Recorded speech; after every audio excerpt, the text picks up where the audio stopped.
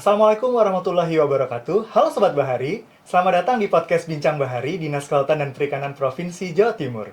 Di mana podcast ini merupakan tempat kita berbincang santai tapi penuh insight dan juga informatif. Pada episode kali ini, saya Oki Raditya selaku host yang akan menemani Sobat Bahari mengenal lebih jauh terkait Laut Jawa Timur sebagai surga ikan segar melalui pelabuhan perikanan di Jawa Timur. Hari ini kita kedatangan tamu spesial yaitu narasumber pertama kita, Bapak Jatmika Sufyadi SPI MAP selaku Kepala Pelabuhan Perikanan Pantai Mayangan, dan narasumber kedua kita yaitu Bapak Ferry Purwonugroho STMMT selaku Ketua Tim Kerja Kepelabuhanan Perikanan yang akan mengajak kita mengenal Laut Jawa Timur yang disebut sebagai surga ikan segar. Selamat sore Pak Jatmika dan Pak Ferry. Gimana kabarnya? Baik, Mas Radit. Sebelum kita membahas lebih dalam terkait podcast hari ini, kami persilahkan Bapak untuk memperkenalkan diri secara singkat. Mungkin dimulai dari Pak Jatmika terlebih dahulu. Silakan Bapak. Baik, terima kasih. Assalamualaikum warahmatullahi wabarakatuh. Waalaikumsalam warahmatullahi Teman-teman Sobat Bahari sekalian, nama saya Jatmika Sufyadi. Saat ini saya Kepala Pelabuhan Perikanan Pantai Mayangan dan sebelumnya pernah menjabat sebagai Kepala Pelabuhan Perikanan Pantai Puger dan pernah di Pelabuhan Perikanan Pantai Pasongsongan. Mungkin itu aja ya. Wah, boleh. Clearance saya nih berarti. Boleh, monggo. Silakan. Sore Sobat Bahari. Kenalin, nama saya Ferry Purwonugroho. Saat ini saya menduduki jabatan sebagai Katimja Kepelabuhanan Perikanan nih. Kalau cerita sedikit tentang experience nih, saya mulai berkarir di Dinas Kelautan dan Perikanan Provinsi Jawa Timur mulai tahun 2014. Saat itu awal karir di UPT Pelabuhan Muncar gitu. Setelah itu masih di tahun 2014 yang sama, 2 bulan di sana saya ditarik lagi di sini. Sampai tahun 2020 kemarin saya sebagai analis pembangunan pelabuhan. Baru 2020 sampai sekarang menjadi Katimja Pelabuhan Perikanan begitu, Mas Oki. Sudah ya. Terima kasih Sudah. Bapak. Jawa Timur dikenal sebagai salah satu daerah dengan hasil perikanan tangkap terbesar di Indonesia. Beberapa pelabuhan perikanan di Jawa Timur tidak hanya jadi aktivitas nelayan, tapi juga menjadi tempat edukasi tentang pelabuhan ramah lingkungan. Selain itu, pelabuhan juga berfungsi sebagai pusat distribusi hasil laut yang mendukung ketahanan pangan dan ekonomi daerah. Nah, sebelumnya Pak, ini pasti banyak dari Sobat Bahari itu ingin bertanya nih Pak, apa sih pelabuhan perikanan itu Pak? Mungkin bisa dijawab oleh salah satu dari Bapak, mungkin dari Pak Ferry dulu mungkin Pak. Apa nih pertanyaannya tentang pelabuhan Iya, perikanan pelabuhan itu perikanan itu apa sih biar Sobat Bahari di rumah ini bisa tahu nih artinya pelabuhan perikanan itu apa, seperti Oke. itu. Pelabuhan perikanan, kalau kita tinjau dari bahasa nih ya, Mhm. di situ ada 2 suku kata nih, pelabuhan dan perikanan. Perikanan. Kalau kita breakdown, pelabuhan pelabuhan sendiri itu artinya adalah satu tempat atau satu area yang digunakan untuk berlabuh kapal, bersandar, bongkar muat, dan seterusnya. Terus kalau kita lihat dari segi bahasa perikanan nih, perikanan yaitu semua kegiatan yang terkait dengan sumber daya kelautan perikanan. Mhm. Nah, kalau kita merefer ke PP, PP ini adalah peraturan pemerintah nomor 27 tahun 2021. Tepatnya di pasal 1 butir 27 tuh. Dijelaskan di situ pelabuhan perikanan tuh adalah satu area yang terdiri dari kawasan darat dan laut, dan di situ terdapat batas-batas tertentu yang digunakan untuk kegiatan pemerintahan. Di dalamnya ada kegiatan bisnis, untuk bisnis kelautan tentunya kan, kelautan perikanan, yang mana kegiatannya yaitu sandar, labuh, tambat labuh itu, terus bongkar muat, kelautan perikanan. Tapi di situ juga sudah disematkan peralatan keselamatan di pelabuhan perikanan tersebut gitu definisinya. Siap. Mungkin ada tambahan Pak atau cukup? Ya, tambahannya cuma sedikit saja ya. Tambahan sedikit. Jadi pelabuhan perikanan itu kan ada 2 fungsi sebenarnya. Fungsi tadi sudah dijelaskan semua sih, cuma ada fungsi pemerintahan dan fungsi pengusahaan gitu aja. Pengusahaan. Tuh. Ditambah lagi tadi definisinya banyak, tergolong dari keselamatan berlayar, ya di Mm-mm. pemerintahan keselamatan berlayar, kemudian yang di pengusahaan adalah fungsi-fungsi penyedia jasa segala macam. Oke. Berarti kalau apa di Jawa Timur itu perlu nggak sih adanya pelabuhan perikanan? Nah, kalau dipandang perlu, sebelum saya menjawab perlu atau tidaknya nih, Mhm. kita coba lihat eh, cara berpikir kita. Pertama, kalau kita lihat tuh ada peta tuh. Mhm. Peta Jawa Timur itu ada di ada di Pulau Jawa gitu. Mhm. Provinsinya di Jawa bagian timur. Di situ kita lihat dengan bentuk seperti itu, Jawa Timur tuh mempunyai garis pantai yang panjang banget gitu. Oh, paling panjang. Panjang. Sekitar 3.498 kilometer. Dengan garis pantai yang seperti itu, di situ ada nelayan sejumlah 211.000 orang. Nah, nelayan tersebut mempunyai armada kapal sejumlah 60.000. Yang bikin mencengangkan lagi nih, dari armada dan nelayan itu, pada Mhm. tahun 2024 kemarin, Mhm. eh, produksi perikanan di Jawa Timur itu mencapai ya sangat besar tuh, bahkan sangat besar di nomor satu di Indonesia ya, dengan angka 621.000 ton, Oh. yang mana years to years-nya tuh selalu meningkat. Artinya apa? Potensi perikanan di Jawa Timur itu luar biasa besarnya.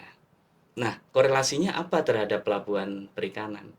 Ketika potensi yang besar itu tidak didukung dengan pelabuhan perikanan, berarti produksi yang sebesar itu tidak bisa dieksplorasi untuk dijadikan ekonomi. Kalau nggak ada pelabuhan, tentunya 211.000 kepala nelayan itu nggak akan mendapatkan mata pencarian. Perputaran ekonomi juga akan berhenti. Terus otomatis pembangunan Jawa Timur juga akan sedikit terganggu gitu.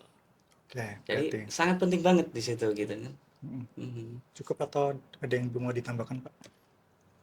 Ya, pelabuhan perikanan itu memudahkan sebenarnya, Mhm. memudahkan nelayan-nelayan kita dalam mencari ikan di laut, memudahkan dalam bersandar kapal, Mhm. kemudian dalam pengisian logistik kapal, dalam semuanya, kemudian menjual ikannya di situ, itu memudahkan semuanya, sehingga sangat dibutuhkan. Siap. Berarti Mhm. kalau pelabuhan perikanan sangat penting di Jawa Timur, Mhm. jenis-jenis pelabuhan di Jawa Timur tuh ada berapa atau jenisnya mungkin ada Nah, kalau seperti kita apa, Pak? berbicara jenis nih ya, kita merefer ke PP tadi, PP Hmm. 27 tahun 2021 tuh, Ya. dijelaskan pada pasal 191.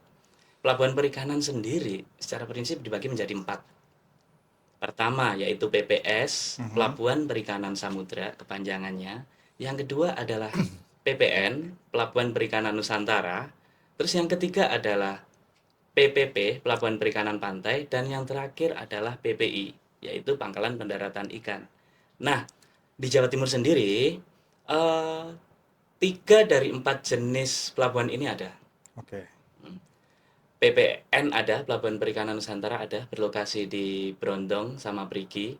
Tapi ini di bawah kewenangan KKP pusat Pusat. gitu. Terus yang di bawah kewenangan provinsi, pemerintah provinsi Jawa Timur, itu ada P3, PPP, dan PPI. Jadi 3 jenis ini ada di Jawa Timur. Berarti Gitu. jumlahnya ada berapa, Pak, kalau yang di Jawa Timur pelabuhan? Kalau pelabuhan, kita bicara pelabuhan secara general Jawa Timur, itu ada 34. Oh, 34. Oke. Mm-mm. Ini sesuai RIPPN. Mhm. RIPPN itu apa? Rencana Induk Pelabuhan Perikanan. Oke. Nah, itu termaktub dalam Kepmen KP, Keputusan Menteri Kelautan dan Perikanan nomor 109 tahun 2021 gitu kan. Di Jawa Timur itu ada 34 Oke. yang terdiri dari 2 PPN, Mhm. yaitu Brondong dan Brigi. Terus eh, pelabuhan perikanan yang dikelola oleh Provinsi Jawa Timur ada 21 ini Mhm. dengan klasifikasi yaitu PPP dan PPI tadi. Terus ada satu swasta. Oke. Satu swasta ini lokasinya di Banyuwangi, Pelabuhan Masami namanya. Oke. Dan sisanya ada 10 ini masih dikelola oleh kabupaten. Hmm. Yang mana pada saat ini proses pengalian P2D untuk dikelola pemerintah provinsi. Seperti itu. Dari kriteria 3 itu ada perbedaan nggak sih Pak? P3, PPS, PPN? Nah, tentunya ada. Ada. Klasifikasi masing-masing jenis pelabuhan itu dibedakan dari kapasitasnya, infrastrukturnya, luas lahannya, dan sebagainya. Kita contoh perbedaan PPI dan PPP aja. Mhm. Pangkalan pendaratan ikan. Itu sesuai aturan luas minimal lahan itu hanya 1 hektar. Oh, 1 hektar. Kalau PPP itu luas lahannya 5 hektar. Oke. Tentunya semakin ke atas semakin lebar, semakin luas gitu. Mhm. PPN luas minimalnya adalah 10 hektar. Pelabuhan perikanan samudra tentunya lebih luas lagi, Oke. 20 hektar. Terus dari segi kapasitas juga berbeda. Kalau PPI dan PPP itu hingga 30 JT. Kapasitas kapalnya untuk ukuran 0 sampai 30 JT. Kalau PPN itu di atas 30 JT. Nah, kalau PPS dia lebih besar lagi. Oke, Gitu. siap. Terus kemudian kan Jawa Timur ini kan punya 38 kabupaten kota ya Pak. Mhm. Apakah di seluruh 38 itu ada pelabuhan perikanan atau di wilayah tertentu aja seperti itu? Sebagian besar sih ada di situ. Tapi memang ada kabupaten kota yang belum mempunyai pelabuhan perikanan Oke. gitu. Terus kemudian seperti apa sih Pak kondisi pelabuhan perikanan di Jawa Timur untuk saat ini seperti itu? Dari 34 itu apakah Mhm. kondisinya bagus semua atau seperti apa? Nah, kondisi bagus dan tidak kita bisa lihat dari infrastruktur yang ada. Kita tinjau dulu nih sesuai kelasnya. Kita, kami maksudnya di Pemprov ini, di situ kan menangani pelabuhan dengan klasifikasi PPP dan PPI gitu. Di situ ada fasilitas-fasilitas yang harus dipenuhi. Setiap tahun kami melaksanakan pembangunan dan pengembangan gitu. Selain itu, fasilitas-fasilitas minimal yang harus ada itu kita lengkapi, selalu kita penuhi gitu. Dan kita ke depan ini mulai lebih fokus terhadap pembangunan infrastruktur guna menjaga mutu ikan. Seperti contoh nih, kita mulai merintis adanya TPI higienis. Hmm. Beberapa lokasi di Pacitan, di Blitar, itu sudah kita bangunkan TPI higienis. Konsepnya tertutup, atap tertutup, dinding tertutup gitu. Sehingga tidak ada kotoran-kotoran dari luar. Hmm. Kotoran burung pun tidak bisa masuk gitu. Untuk menjaga higienitas dari ikan. Nah, selain itu, untuk menjaga mutu ikan, kita lengkapi di pelabuhan-pelabuhan itu ada kanopi di dermaga. Artinya apa? Jawa Timur, kita berani bicara itu lebih maju. Pelabuhannya akan lebih bagus daripada daerah-daerah lain. Gitu. Seperti itu. Oke. Mhm. Mungkin kalau di Pelabuhan Mayangan sendiri apa seperti itu atau Kalau gimana di Pak? Pelabuhan Mayangan, jadi Pelabuhan Mayangan itu adalah pelabuhan terbesar sih sebenarnya ya. Betul, Di betul. Jawa Timur. Di Jawa Di Timur. Oh, Jawa nomor Timur. 1. Nah, ikonnya Jawa Timur tuh, Oke, Mayangan. siap. Justru kalau yang tadi PPS itu dibilang berapa hektar? PPS 20 hektar 20 hektar. minimal. Kalau Pelabuhan Mayangan 56 hektar. Nah, kenapa kalau di Pelabuhan Mayangan masih P3? Nah, itu dia. Nanti berpindah kewenangan ya udah nggak di provinsi lagi. Iya. Iya, udah Jadi, kita enggak pegang apa-apa terus. jadi secara kapasitas kita sangat mumpuni, bahkan Mhm. over mumpuni, dan itu memang andalan dari kami itu, andalan dari Jawa Timur di Mayangan itu. Siap. Tadi kan sempat disebutkan juga fasilitas di pelabuhan kan banyak nih Pak. Mhm. Mungkin aku pengen tahu aja yang dari Pelabuhan Perikanan Mayangan itu fasilitas pelabuhan apa saja yang bisa mendukung teman-teman nelayan atau warga sekitar bisa ke pelabuhan perikanan kayak gitu. Jadi Pelabuhan Mayangan itu adalah pelabuhan terbesar. Oke. Pelabuhan terbesar, fasilitasnya lengkap. Mulai dari kita ada kolam labu itu fasilitas pokok ya. Mhm. Fasilitas pokok kita ada kolam labu, ada dermaga, ada jetty, ada Breakwater. breakwater, kemudian ada fasilitas pendukung, fasilitas fungsional, kita lengkap. Fasilitas kemudian di Mayangan itu yang segitu luasnya itu banyak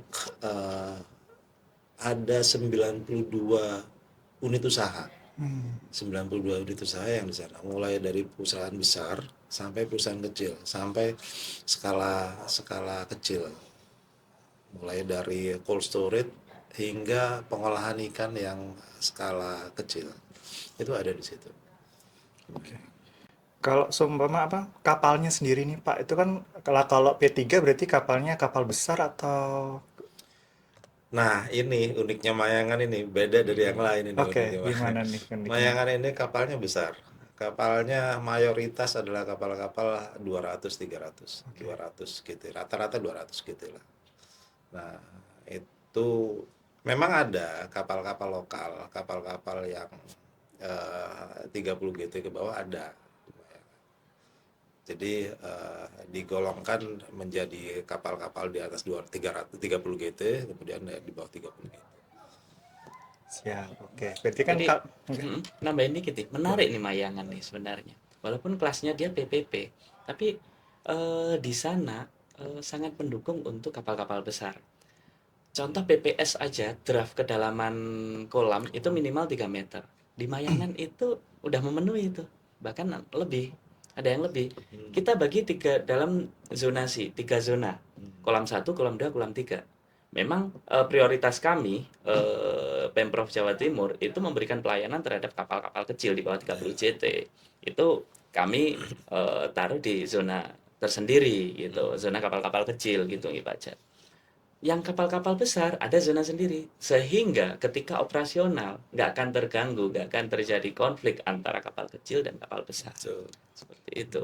Berarti kalau di pelabuhan perikanan itu apakah hanya kapal nelayan aja yang bisa bersandar di situ atau ada kapal tongkang atau yang lainnya mungkin Pak? Nah, kita lihat lagi nih di Nah, bahasanya nih, pelabuhan perikanan. Secara otomatis, kapal yang hanya bisa melakukan operasional di situ yaitu kapal perikanan saja, oke gitu. siap. Terus kemudian mungkin kan Sobat Bahari ini kan tidak hanya laki-laki aja, banyak Mm-mm. ibu-ibunya juga mungkin ya Pak. Kenapa sih harus membeli ikan di pelabuhan perikanan kayak gitu? Apakah kualitas ikan di pelabuhan perikanan itu lebih segar atau gimana? Kan kita juga banyaknya tahu di pasar itu kan lebih banyak ikannya. Terus kalau beli di pelabuhan perikanan itu bisa nggak sih atau boleh nggak sih seperti itu?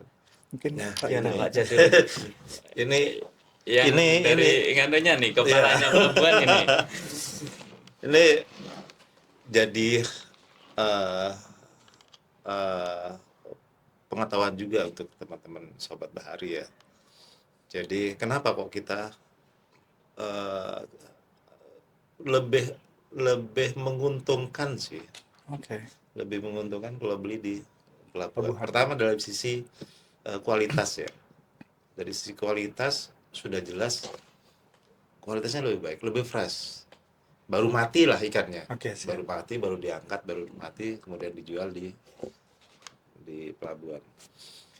Dari sisi harga Mhm, pasti lebih murah lebih murah. karena rantai distribusinya singkat, Oke. jadi udah panjang. Kalau di itu yang membuat apa kualitas lebih bagus. Kemudian apalagi kalau ini apa ibu-ibu suka selfie ya di Oke. pelabuhan.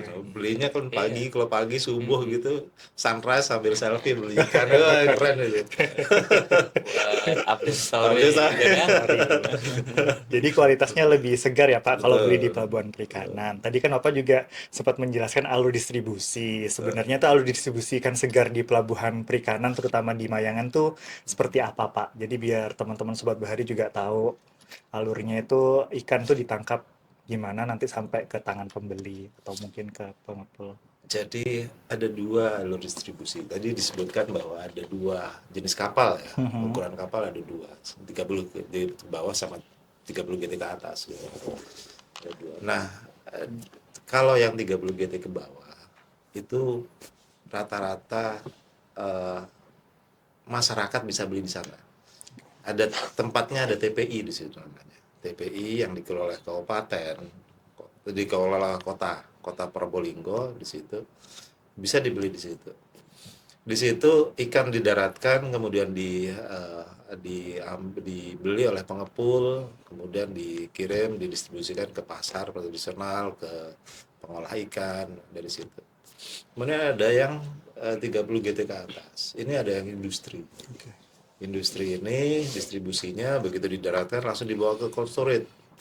Cold storage kemudian dikirim ke pengolah, pabrik pengolah, kemudian diekspor. Ada beberapa komoditas yang diekspor di situ. Seperti itu. Iya. Oke, siap. Kalau produksi unggulan di Pelabuhan Perikanan Mayangan itu sendiri ikan apa nih, Pak? Kan ada banyak jenis ikan kayak gitu. Ya, ada beberapa ikan yang ekonomis penting. Mm-mm. Kakap merah, ada bawal, ada manyung, ada ikan kue yang kalau misalnya orang mancing itu giant trevally ya kalau misalnya orang bilang GT itu ya, Giant Trevally. itu ekonomis penting di situ. Itu yang diekspor kemudian diolah, ada unit unit pengolahan ikan di situ. Eh, Selain itu, gini, tentang distribusi ikan itu, memang di Mayangan ini yang tergolong sistemnya sudah terbentuk dengan bagus gitu. Oke. Bahkan apa itu industrial oriented di sini Pelabuhan Mayangan kalau kami bilang. Nah, di sini kami juga ada pelabuhan-pelabuhan yang eh, bukan industrial oriented, tapi tradisional oriented juga, tapi tetap mempertimbangkan faktor-faktor higienitas dan lain-lain. Artinya, kalau di Mayangan tadi ada unsur industri yang mana masyarakat umum mungkin terbatas nih, nggak bisa masuk nih, hanya masuknya di kawasan yang apa kapal-kapal kecil yang untuk dipasarkan untuk lokal gitu. Mhm. Kalau di pelabuhan seperti Muncar, Banyuwangi itu Muncar, terus Pondok Dadap itu Malang, Kabupaten Malang itu semua masyarakat bisa langsung interaksi gitu. Nah, dari kapal mulai nyandar di dermaga, terus ada bongkar muat, dia akan diturunkan di TPI. TPI itu tempat pemasaran ikan yang melalui proses lelang gitu kan. Nah, di situ ada aktivitas jual beli. Boleh orang perorangan atau kelompok masyarakat atau perusahaan berinteraksi di situ. Membeli dalam jumlah kecil bisa, dalam jumlah sedang, atau bahkan dalam jumlah besar untuk mereka bawa ke lokasi pengolahannya sendiri bisa. Gitu. Karena di pelabuhan kita juga kita lengkapi dengan adanya gudang atau gedung pengepakan, Oke. handling packing. Di situ biasanya ketika ada kelompok masyarakat yang sudah mempunyai badan hukum gitu atau perusahaan kecil lah taruhlah, itu dia membeli dalam jumlah yang relatif lebih besar, terus dimasukkan dari TPI itu dibeli dimasukkan ke pengepakan, terus dia di packing. Dari situ di packing berdasarkan jenis ikannya, terus di packing dengan memperhatikan rantai dingin di situ. Ada pendinginan juga, tapi pendinginan bukan seperti di cold storage seperti itu. Kalau cold storage kan ada air blastnya gitu sehingga dia beku. Ini hanya ditutupin es. Habis gitu dari gedung handling packing ini didistribusikan ke pabrik-pabrik atau bahkan ada yang ekspor. Nah, kalau masyarakat beli dalam jumlah kecil di TPI itu juga bisa beli dalam satuan berapa kilogram gitu. Terus langsung dia bawa pulang Oke. untuk dimasak di rumah bisa atau dijual lagi pun juga bisa gitu tanpa melalui proses ke pengepakan, membeli ke orang lain lagi, nggak perlu, bisa langsung beli di situ. Nah, ada juga seperti yang di Pondok Dadap Malang itu kita sediakan kios ikan nelayan di situ. Iya. Nah, jadi masyarakat tidak perlu ke TPI. Mungkin kan kalau TPI itu kan adanya aktivitas jual beli ketika ada bongkar muat ikan. Ada pembongkaran ikan baru ada aktivitas di TPI. Nah, ada kalanya pembongkaran ikan itu dini hari gitu. Sehingga nggak mungkin masyarakat beli di situ kan hanya untuk konsumsi rumah tangga. Nah, akhirnya ada satu semacam pedagang ini seperti tengkulak gitu, terus dia membuka lapak di kios ikan nelayan itu. Terus dipasarkanlah esok hari. Jadi masyarakat masih bisa mendapatkan kondisi ikan yang fresh gitu dengan cara masuk ke pelabuhan kita beli di kios ikan nelayan itu. jauh lebih fresh tentunya daripada beli di pasar-pasar yang sudah pasar tradisional yang sudah di daerah-daerah, mungkin seperti di Surabaya, Sidoarjo. Kecuali kalau di mall gitu mungkin masih fresh ya, terjaga karena rantai dinginnya sangat dijaga oleh perusahaan. Dia punya quality control sendiri gitu. Tadi kan sempat disebutkan juga nih Pak, kalau pembelian banyak itu ada izinnya nggak sih kalau beli ikan tuh lah dalam jumlah banyak kayak gitu. Terus pengurusan izinnya tuh mungkin Bapak sedikit aja informasi di Iya, mana kayak gitu. kalau dia badan hukum Oke. pasti sudah punya SIUP, oke, surat izin usahanya gitu kan, harus ada. Tapi kalau untuk yang nelayan apa pedagang-pedagang kecil itu yang nilai transaksinya tidak sampai besar-besar itu biasanya hanya beli dan dia nggak berizin dan tidak ngecap dirinya sebagai pedagang ikan besar, hanya pedagang untuk konsumsi rumah tangga gitu. Itu nggak berizin biasanya. Terus mungkin banyak dari Sobat Bahari yang pengen tahu nih Pak, kapan sih waktu membeli ikan di pelabuhan perikanan yang tepat, pagi hari atau malam hari atau sore hari seperti itu? Atau masing-masing pelabuhan ada beda-beda jamnya atau Atau seperti tanggal apa? tua atau tanggal tua. Iya benar kayak gitu. Pas lagi gajian atau Itu. gimana ini? Iya, Itu. ya mungkin dari Pak Jatmika bisa menjelaskan Pak. Ya, sebenarnya sebenarnya tidak ada waktu yang khusus ya. Oke. Tidak ada yang waktu khusus. Cuman kalau misalnya seperti yang di Pondok Dadap itu kan bukanya sejak pagi kan ya. Dari pagi. Oh, Dari setiap pagi, oke. Ya, saya nambahkan yang tadi itu keren itu loh itu. Pondok Dadap itu. Hmm. Pondok Dadap itu pasar ikan kinnya ya. Pasar Kios ikan nelayan kios ikan itu. nelayan itu ada meja-meja tersendiri. Saya pernah Iya. ke sana, ada meja-meja sendiri, ikannya ada di atas meja, segala macam keren, higienis banget. Dan pasarnya bersih. Bersih. Beda dengan kalau apa kita ke pasar nelayan, pasar tradisional ya, becek segala macam itu bersih. Di Mayangan belum ada ya Pak kios? Belum ada. Kenapa kok belum ada? Ya, itu masih Eh, Pentahapan pembangunan gitu. Kita kan mencoba nih menyesuaikan, kita pilot projectnya di Pondok Dadap dulu. Kalau Pondok Dadap berhasil, kita akan kembangkan di tempat-tempat lain. Oh gitu, berarti baru percontohannya di Pondok Dadap. Berarti Betul. boleh Sobat Bahari kalau pengen lihat kios nelayan yang bersih Di Pondok Dadap. di Pondok Dadap. Oke, siap. Terus Pondok Dadap kemudian tuh Malang Selatan loh oh ya. Malang Selatan. Oke, Pondok Dadap di Malang Selatan, teman-teman. Jadi mungkin fungsi lain dari Pelabuhan Perikanan Pantai nih, Pak, kepada masyarakat selain untuk nelayan tuh sebagai apa nih? jadi pelabuhan perikanan pantai itu kan untuk umum ya. Semua masyarakat bisa masuk ke situ. Bisa masuk, oke. Di situ ada masyarakat bisa wisata bahari. Oke. Wisata bahari di situ. Ya, ini kita bicara wisata bahari ya. Oke, Wisata siap. bahari itu maksudnya bukan wisata yang berenang, berendam itu bukan. Oke. Karena di Perda 10 2023 itu dilarang.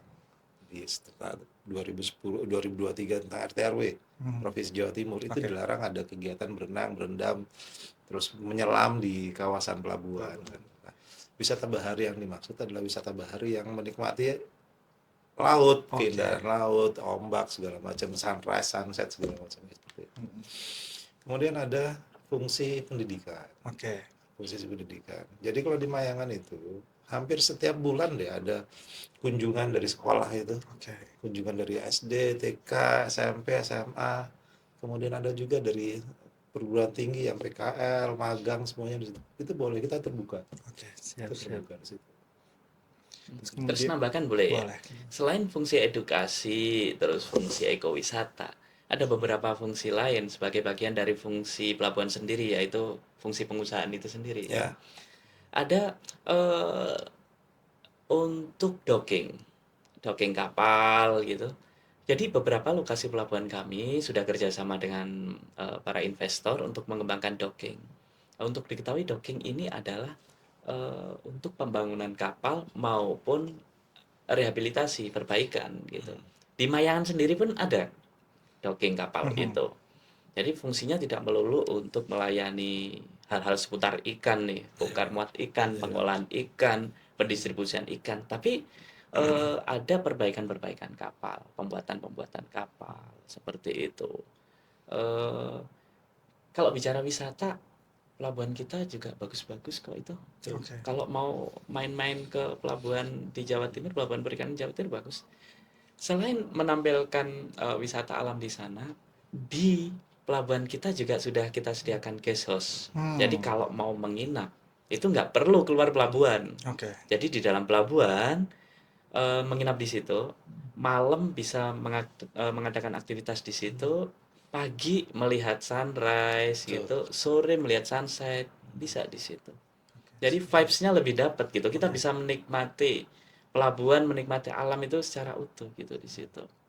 Selain guest house nih Pak, mungkin di Pelabuhan Perikanan Mayangan ada fasilitas lain nggak sih yang bisa dimanfaatkan oleh masyarakat sekitar atau selain nelayan seperti itu? Kita ada aula. Aula, oke. Aula itu kita sewakan untuk wedding, untuk wisuda. Beberapa kali kita digodakan untuk wisuda sekolah waktu itu. Kapasitas berapa kalau boleh tahu? 300-400. Oh, banyak banget. Besar ya Pak? Oke. Gede.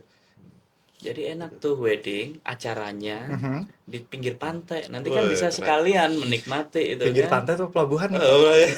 Pelabuhan itu lokasinya kan di pinggir pantai. Ada Iya.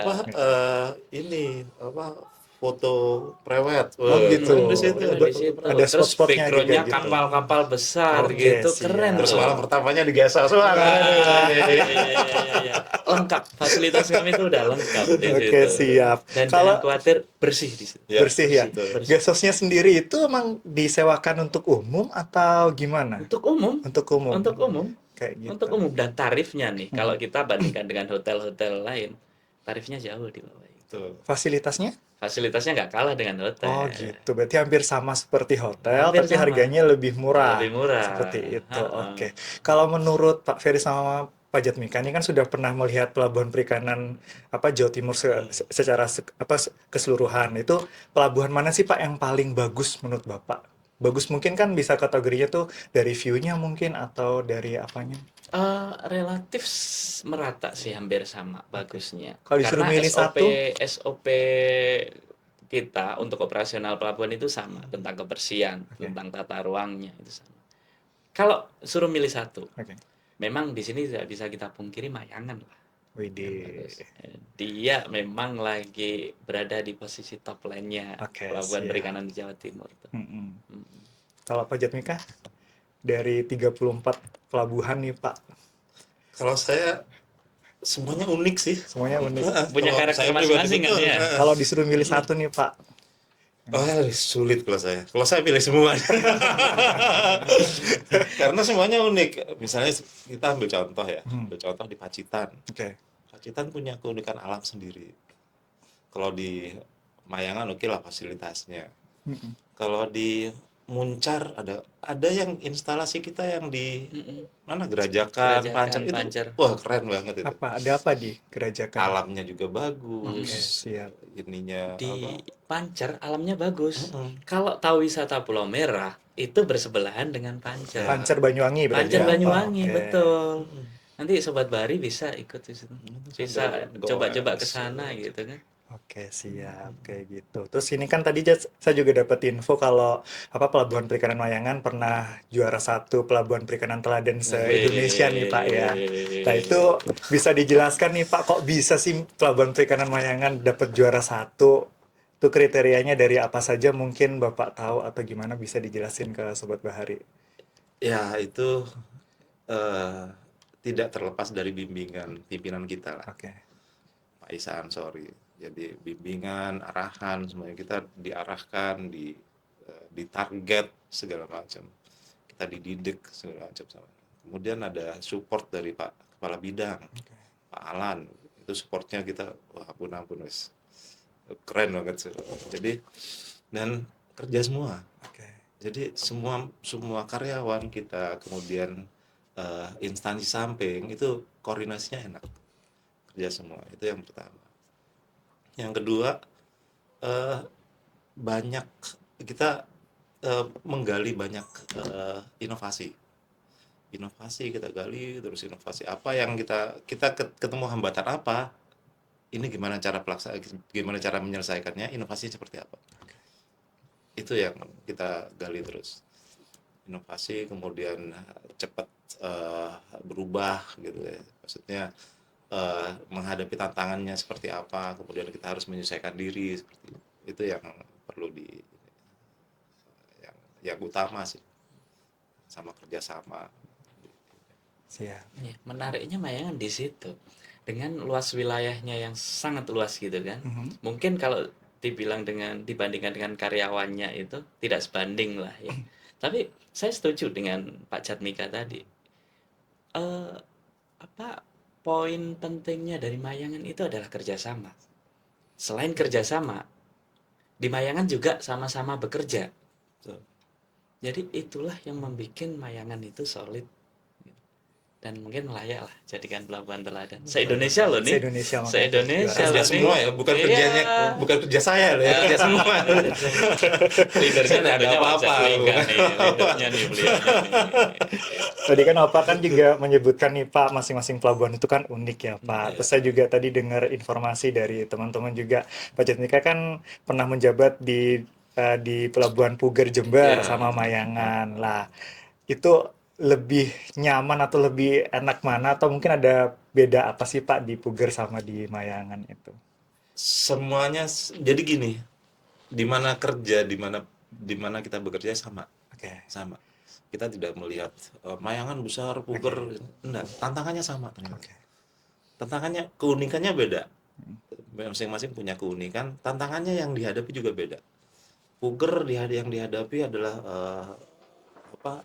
Jadi bukan berarti saya sudah pernah misalnya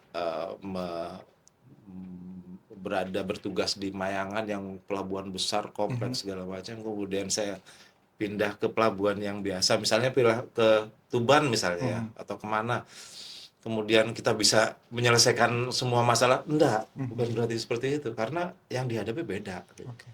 tantangannya beda, Siap. seperti itu. Ada lagi? Cukup ya, Pak, ya. Terus terakhir nih mungkin apa dari Sobat Bahari sama teman-teman pelabuhan yang lain biar bisa dengar saran agar menjadi pelabuhan perikanan teladan nih Pak di tahun ini atau di tahun mendatang tuh seperti apa? Yang pertama, turuti pimpinan. Oke. Gitu. Dengarkan arahan pimpinan, laksanakan, karena pimpinan itu pasti punya arahan yang jelas, visinya jelas, kemudian kerja bareng sama teman-teman, kerja bareng sama semua kalangan, mulai dari eselon sampai ke paling bawah, tingkat paling bawah, petugas lapangan semuanya gandeng, itu keren Pak, itu. Siap. Ada teman Pak Ferry? Cukup. Untuk menjadi pelabuhan teladan itu sebenarnya semua pelabuhan itu mempunyai potensi yang sama, mempunyai probability yang sama untuk bisa dinobatkan menjadi pelabuhan teladan. Namun demikian, banyak variabel-variabel yang harus dipenuhi gitu. Nah, tentang operasional pelabuhan itu intinya kita harus menaati SOP. Walaupun pertama tuh kita mengikuti arahnya pimpinan ya, karena pimpinan itu sudah pasti nih beliaunya mempunyai kebijakan arahnya seperti apa gitu. Nah, di setiap kebijakan, di setiap arah di situ pasti ada turunannya, yaitu SOP yang harus dilaksanakan. SOP pun juga bukan hanya satu SOP. Contoh kalau kita datang di depan gitu, ada pelayanan, SOP pelayanan ada sendiri gitu. Dan kebetulan di Mayangan SOP pelayanannya sudah bagus gitu. Pelayanan dalam hal ini adalah pelayanan surat-surat izin kapal gitu, surat apa SHTI, surat hasil tangkapan ikan, seperti itu. Pelayanannya bagus. SPB segala macam. SPB, surat persetujuan berlayar gitu kan. Terus SOP kebersihan juga gitu. SOP kebersihan juga wajib dipenuhi gitu. Makanya kondisi Mayangan lebih bersih daripada rival-rivalnya kan gitu. Terus SOP operasional juga, bagaimana tata kerja yang bagus, bagaimana tata kelola operasional yang bagus, itu harus diikutin. Kalau itu semua diikutin, nggak menutup kemungkinan nanti persaingan untuk menjadi teladan itu marginnya akan tipis banget, dan semua akan mempunyai potensi. bukan hanya Mayangan yang secara profil nih ya, mempunyai luas wilayah yang besar, fasilitas yang mumpuni. Nggak hanya itu, pelabuhan yang kecil pun bisa ketika SOP tersebut dilaksanakan dengan baik, Ya, begitu. betul. Hal-hal kecil itu diperhatikan. Oke. Heeh. Misalnya data, Mm-mm. datanya kalau sudah rapi, jelas itu membantu sekali. Oke, siap. Terus orientasi pelayanan, benar SOP. Karena pelayanan kita kalau enggak pakai SOP di belakangnya itu kacau nanti. Oke, siap. Orientasi pelayanan berapa, standar pelayanan juga gitu kan. Itu juga diperhatikan gitu. Jadi kepuasan pelanggan seperti apa. Makanya kita ada eh, indeks kepuasan Masyarakat. masyarakat. Oke. Pertanyaan terakhir aja nih Pak dari Sobat Bahari, ketika salah satu komunitas mungkin di beberapa wilayah itu pengen punya kegiatan di pelabuhan perikanan atau mungkin tiba-tiba pengen ke pelabuhan perikanan Mayangan, itu diperbolehkan tidak sih Pak? Atau ada izin khususnya mungkin kalau kita pengen mengadakan suatu perkumpulan seperti itu? Mungkin bisa Siapa dibantu dulu nih? jawab. Boleh. Nah, Pak Ferry dulu aja. saya bicara secara umum dulu nih ya, Oke. pelabuhan kita. Ada 21 pelabuhan kita menyebar di seluruh Jawa Timur. Justru kami menunggu nih Sobat Bahari untuk main-main ke pelabuhan kami. Jadi Oke. nggak harus mencari ikan, nggak harus beli ikan, tapi berkegiatan juga boleh. Gitu. Seperti tadi kegiatan edukasi. Kalau sekolah mau mengadakan edukasi di sana, Oke. kami persilakan. Kami akan sambut dengan tangan terbuka. Gitu. Terus kalau ada misal kelompok masyarakat atau komunitas gitu yang mau bikin acara semacam party atau apa di sana boleh, tapi Oke. yang positif maksudnya ya. Komunitas kayak otomotif gitu juga diperbolehkan. Kami mempunyai area lahan yang sangat mumpuni Oke. gitu. Yang sangat luas, bisa untuk parkir dan sebagainya itu bisa gitu. Tentunya kalau bilang perizinan, ya tentunya harus izin. Prosedur-prosedur itu harus dilalui gitu. Menyampaikan surat ke kami, perihalnya bagaimana, terus keikutsertaannya berapa orang gitu. Terus juga ketika ada terkait keramaian-keramaian, harus ada izin keramaian dari Polsek terkait, kan seperti itu. Nah, seperti itu aja sih. Kami malah mendukung sih, bahkan nanti kalau misal dalam hal edukasi eh, membutuhkan kami untuk memberikan penjelasan-penjelasan, kita senang malah. Kita Oke. akan terjunkan tim untuk memberikan penjelasan-penjelasan itu, mulai dari penjelasan jenis ikan mungkin, lokasi pelabuhan, maksudnya lokasi dalam pelabuhan ini fasilitasnya apa aja mungkin, terus bagaimana cara menangani ikan mungkin, seperti itu. Kami dengan senang hati itu. Gitu. Bisa ditambahkan Pak? Iya, kalau di Pelabuhan Mayangan itu beberapa kali pernah terjadi. Oke. Ada yang komunitas motor, komunitas mobil, ada kemarin ada panter minta izin mau bersih-bersih pelabuhan. Silakan. Oh gitu. Siap. Oke. Positif. ya. Positif, Positif. silakan. Positif. Nah, kemudian kita kalau misalnya ada event-event seni atau pentas seni atau musik, silakan. Asalkan begini, core kita itu kan nelayan. Oke. Core kita nelayan. Selama kita mendesain itu tidak mengganggu aktivitas utama para nelayan. Karena itu yang pertama, yang utamakan itu. Kemudian setelah itu gunakan maksimal di lapangan atau di aula atau di mana lah, gunakan maksimal seperti itu. Kita juga di Maya kan sekarang ada basket loh. Oh gitu. Ada lapangan basketnya. Ada tenis, ada Fasilitas Oh, basket. tenis dan olahraganya basket. bagus di sana, ada Oh. lapangan tenis juga, lapangan Iya. basket gitu. Oh, jadi selain gedung Gedung pertemuan, ada fasilitas olahraga ada juga. fasilitas Oke, olahraga. siap. Jadi kalau ada event-event misalnya ada turnamen atau kita terbuka. Iya, menambahkan, jangan khawatir masalah keamanan di sana. Oke. Kita sudah kerjasama dengan Kamladu, keamanan laut terpadu gitu kan, untuk keamanan di pelabuhan gitu. Selain kita punya security ya, Pak, Iya. kita juga di sana ada Pol Aero dan Angkatan Laut. Jadi untuk keamanan nggak usah dikhawatirkan seperti itu. Jadi seluruh wilayah di pelabuhan itu bisa dimanfaatkan, tapi kalau untuk event tuh di wilayah tertentu gitu Wilayah ya Pak? tertentu pastinya. Oke, siap. Sangat luar biasa perbincangan kita pada episode kali ini ya Pak. Kami berharap dari penjelasan Bapak terkait keistimewaan pelabuhan perikanan di Jawa Timur dapat membawa banyak manfaat serta pengetahuan atau ilmu baru tentunya bagi Sobat Bahari yang menonton. Sebelum kita tutup, mungkin adakah pesan yang ingin disampaikan kepada Sobat Bahari yang setia menonton Bapak? Dimulai dari Pak Jatmika dulu, kemudian Pak Ferry. Monggo. Oke. Jadi terima kasih. Jadi pelabuhan perikanan Pantai Mayangan itu terbuka untuk semua, untuk masyarakat. Selain nelayan untuk masyarakat umum terbuka semua.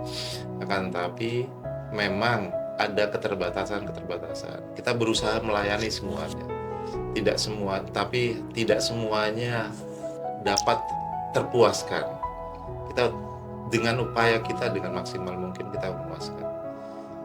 Kita berupaya untuk berkoordinasi, berkolaborasi dengan instansi, stakeholder semuanya di Kota Probolinggo dan sekitarnya untuk kemajuan masyarakat Mayangan, masyarakat Probolinggo pada umumnya, dan pelabuhan perikanan Pantai Mayangan. Mungkin Pak Ferry. Ya, terakhir ya.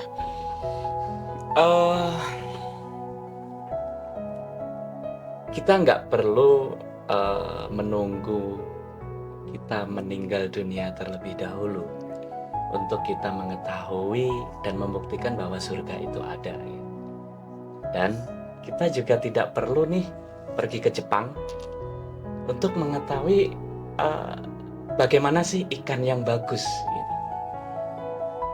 Kita cukup datang ke Jawa Timur, datang ke pelabuhan-pelabuhan kita, pelabuhan perikanan di Jawa Timur, maka kita akan mengetahui di situ ada surganya ikan segar.